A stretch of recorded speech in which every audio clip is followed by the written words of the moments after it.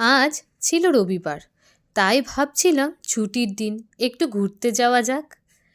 ওদিকে মেয়েকে নিয়ে যাওয়া, হাতে একটু সময় কম ছিল, তাই ঠিক করলাম নৃসিংহদেবতলা যাই। আমার বেশ পছন্দের জায়গা, আর আমাদের বাড়ির থেকে খুবই কাছে।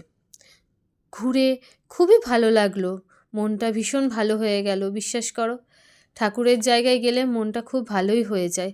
আর প্রায় অনেক দিন পরই এলাম। তোমাদের হুট করে এরকম ঘুরতে যেতে আশা করছি মন্দ লাগে না।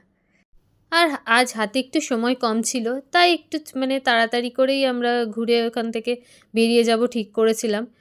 তো এই ছুটির দিন এরকম হুট করে ঘুরে বেশ মনটা সত্যিই খুব ভালো লাগে।